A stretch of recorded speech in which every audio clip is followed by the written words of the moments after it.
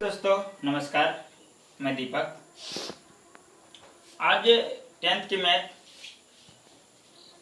का एक theorem Pythagoras आप सबों को सिद्ध करके बहुत ही बेहतरीन तरीका से बताने का कोशिश करूंगा और आप सभी इस थ्योरम को कन्फर्म सिद्ध करने के लिए अवश्य ही सीख जाइए, क्योंकि half objective plus half subjective रहता ही है। तो ये थ्योरम आने की 100% श्योर संभावना बनती है और इसे कहते हैं पाइथागोरस थ्योरम।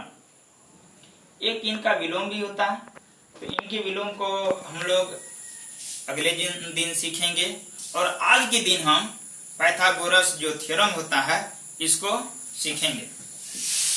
सबसे पहले प्यारे बच्चों, आप सबों को कोई भी थ्योरम जो होता है उनकी कथन याद करनी होती है और आपके माइंड में 110% वह याद होनी चाहिए।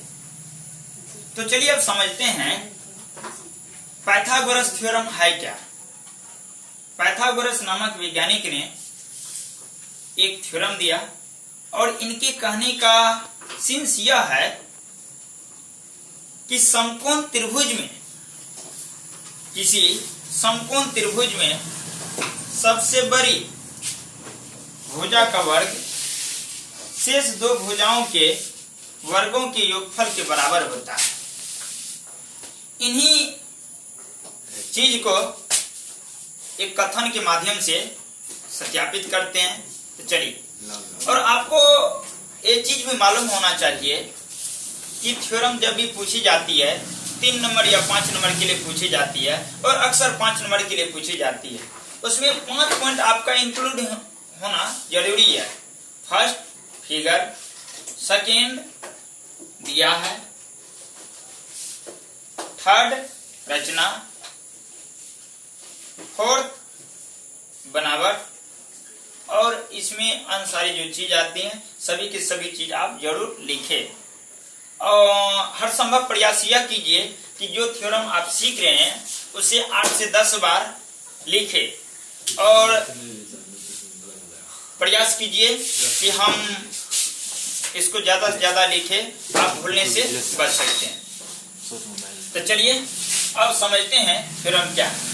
पाइथागोरस थ्योरम, किसी समकोण त्रिभुज में सबसे लंबी भुजा का वर्ग शेष अन्य दो भुजाओं के वर्गों के योगफल के बराबर होता है। ये आपकी कथन है। तो चलिए सबसे पहले यहाँ एक त्रिभुज ड्रॉ की गई है ABC। हमने एक त्रिभुज ड्रॉ किया और साथ ही इसमें एक BD जो है यह रचना के रूप में ड्रॉ की गई लाइन है। तो चलिए अब देखते हैं दिया है क्या चीज दिया हुआ है कि त्रिभुज ABC में कोण B समकोण है। दूसरा पॉइंट सिद्ध करना है। सिद्ध क्या करना है? AC स्क्वायर बराबर AB square plus BC square, ये चीज हमें सिद्ध करनी होती है। चलिए थर्ड पॉइंट रचना। रचना में हमने क्या किया? BD लंब AC अर्थात AC भुजा पर BD लंब डाली गई। अब प्रमाण हम क्या करते हैं कि सर्वप्रथम त्रिभुज ABD और ABC यह लेते हैं। तो चलिए आकृति में देख लेते हैं ABD और दूसरा त्रिभुज ABC, इन दोनों को समरूप करना है और देखते हैं किस प्रकार से समरूप होता है। तो छोटे त्रिभुज में कोण A और बड़े त्रिभुज में कोण A दोनों उभयनिष्ठ है। अभी देख रहे हैं कि A छोटे त्रिभुज में है। अगर इसको हम इस प्रकार से इरेज कर दे तो आपको देखिए केवल यह दिखाई देते होंगे कि A वाला कोण अभी छोटा त्रिभुज में है, लेकिन जब हम इसको ड्रॉ करते हैं दोबारा से और देखते हैं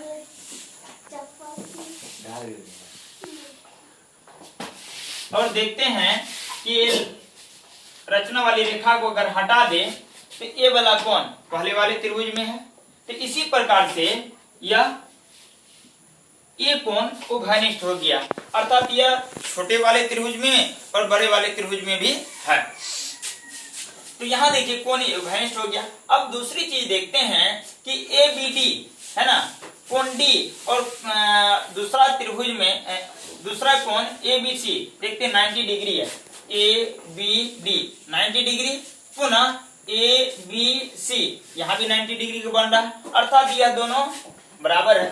तो हम कह सकते हैं कि AA समरूपता से कि त्रिभुज ABD और त्रिभुज ABC समरूप होगा। जब त्रिभुज समरूप होते हैं तो हम जानते हैं थेल्स प्रमेय से कि इनकी भुजाएं समानुपाती होती है। तो चलिए अब हम क्या करते हैं कि ABD में हम लंब ले लेते हैं, तो लंब AD अब बटा कर्ण AB। तो चलिए यहाँ देखिए AB बटा AB बराबर में बड़े वाला त्रिभुज में हम लंब AB ले लेते हैं बटा कर्ण AC। तो चलिए AB बटा AC ले लिया। अब दोनों को क्रॉस गुना करते हैं, क्रॉस गुना करने पर AB गुना AB AB स्क्वायर बराबर AD गुना AC इस प्रकार से आएगा। हम इनको समीकरण 1 मान लेते हैं। अब पुनः दूसरा देखते हैं, आकृति में नीचे वाले छोटे त्रिभुज और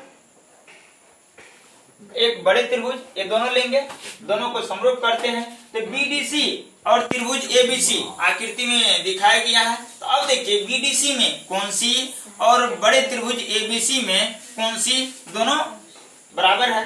पुनः BDC D 90 डिग्री कोण, जबकि बड़े त्रिभुज ABC में कोण भी 90 डिग्री है।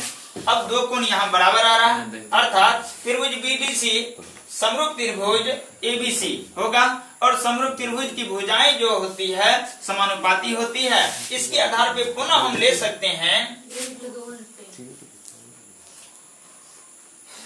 त्रिभुज BDC में आधार, तो आधार देखिए 90 डिग्री कोण बन रहा था, आधार ये हो जाएगा DC बटा में कर्ण BC बटा DC बटा BC बराबर बड़े त्रिभुज में आधार BC बटा कर्ण AC ले लिए।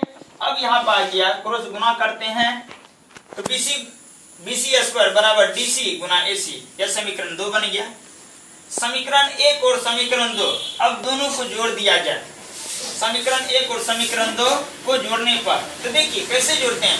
समीकरण 1 समीकरण 2 है, तो समीकरण 1 का बाएं वाला हिस्सा समीकरण 2 के बाएं वाले के साथ जुटेगा और समीकरण 1 का दाएं वाला हिस्सा समीकरण 2 के दाएं वाले हिस्से के साथ जुटेगा।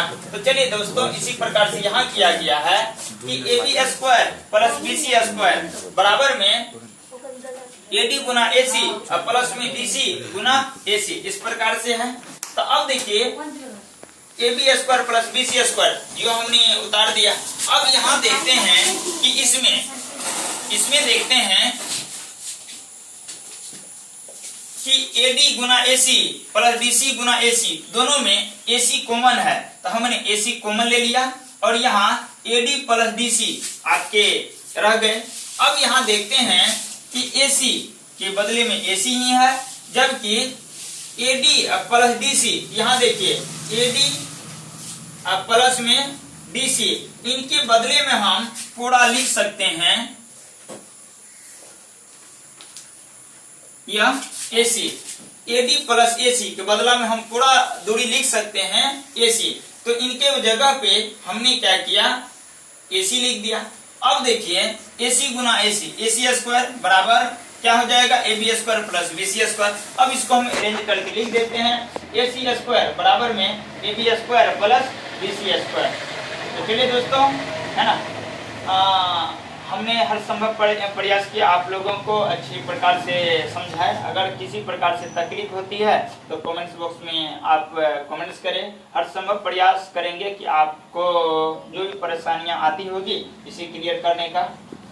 अगर मेरी वीडियो पसंद आई हो प्लीज लाइक और शेयर जरूर करें।